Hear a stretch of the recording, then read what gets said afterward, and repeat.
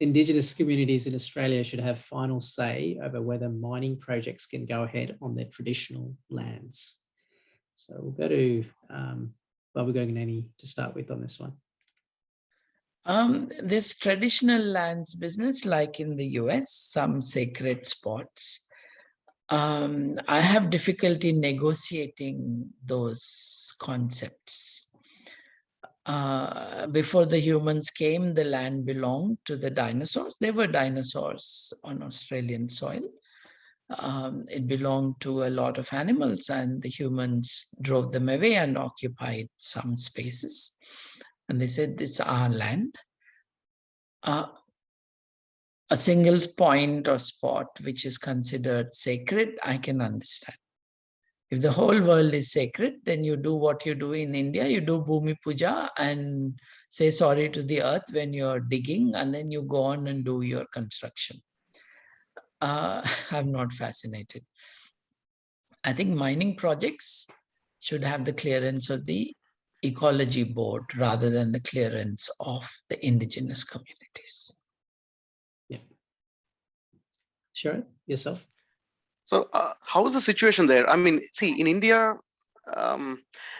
India has eminent domain laws. So I mean, the state can take away your land if it deems, you know, it is for purpose of quote unquote development, and mostly with a hugely corrupt bureaucracy and hugely powerful state where no one can challenge this kind of eminent domain laws. It could become very problematic for it indeed became very problematic for tribals, especially if you look at the Narmada Sarovar Dam issue and all that. But how is the situation in Australia? How is the eminent domain thing, and how is the backlash on that? I mean, if someone files can someone sue the state over eminent domain and still, you know, get justice in the courts? Yeah, so I think the big difference in Australia, and correct me if I'm wrong, Aditya, if it's different to how you've experienced it. I think the Indigenous community has been severely disenfranchised from the rest of the community in Australia. They've been severely disadvantaged, and they are, in terms of numbers as well as in terms of policy, it's a community that's fighting for its identity and trying to keep together its cultural identity, which I really feel for. And so a big part of their culture is the lands and the stories they've got around those particular sacred spots. So from a completely rational perspective, I agree that the lands themselves should have the say of the EPA or other environmental boards, but I feel like for a community that's gone through so much and has so little left, and given how much land Australia has outside of these sacred lands or traditional lands, I feel like it's something that we can do without issues. The backlash has not been, and it will never be, significant because it's such a small community. If you think about numbers, it's such a small community that don't have the lobbying power. They in most cases, they don't even have the unity within their community to have a unified voice even. So it kind of becomes our responsibility to ensure that those who are vulnerable amongst us are, given what they need to keep their culture alive in a way. So that's my take on it. I'm neutral, by the way, on this matter because I feel like I don't know enough about it to make this call. But they certainly don't have the power to revoke any decisions made by government. That's for sure. So the problem sometimes comes like this, especially with mining projects where there is a lot of money involved, and there is it's over natural resources, and there are if someone gets this contract, there will be like rich like hell, and also. Sure. And when government and the state wants to, go for this kind of mining project where it can bring revenue and it shows employment opportunities and all these things, the ecological considerations or the board that that oversees the sign off on ecological grounds, they are watered down. So they would never really do a comprehensive assessment, and it becomes very difficult from this to bring pressure from civil society to make this happen, because the legislation itself will be a lot of discretion will be just given to the board.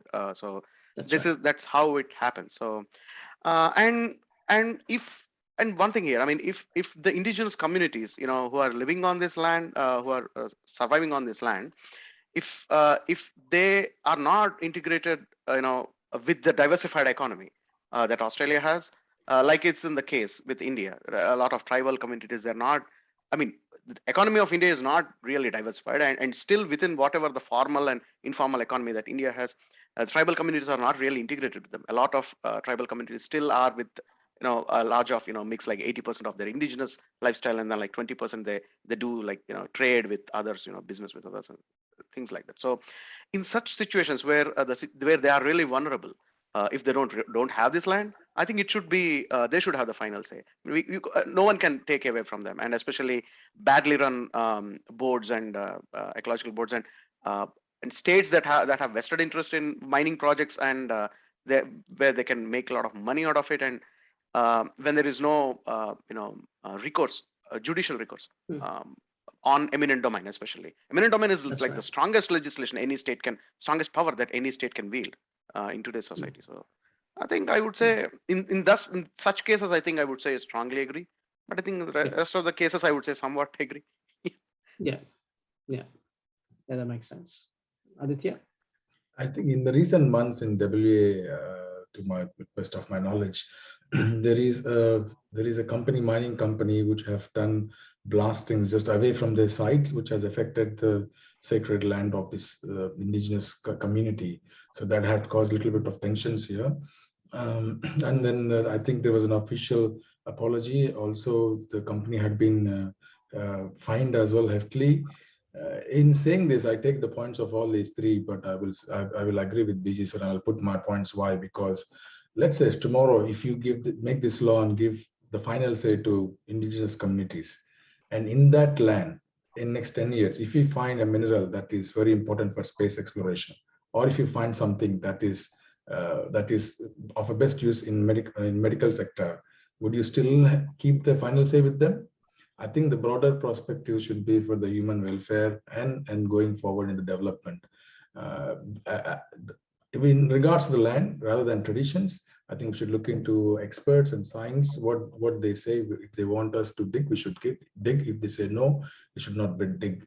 We should not make these decisions based on traditions. If you see the court verdicts in India, there are many times I think they've been removed temples to have to construct these flyovers or roads.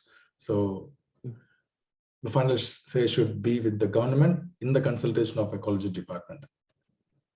Yeah, strongly. Yeah. So yeah, I agree. I feel like the final say is the only part of that equation that I have a real issue with. Otherwise, I would be strongly agree as well. But I think we should make these decisions right now. The way the mining projects are given out is purely based on the merit and the amount of money you can draw out of that land. But there hasn't been enough kind of consultation with Indigenous communities to try and understand what it is for them. So yeah, the final say part I'm a bit not comfortable with, because I think it's a people's democracy. So the government should make the final decision. Do you think they should have a veto power? Say, for example, if everyone agrees and they disagree. I mean, just veto is all about disagreement, right? Yeah, that's what this is, I think. When you say someone has a final say whether it can go ahead or not, that's a veto power, isn't it? And that's the issue I have with it. I don't think any community should have that exclusive power.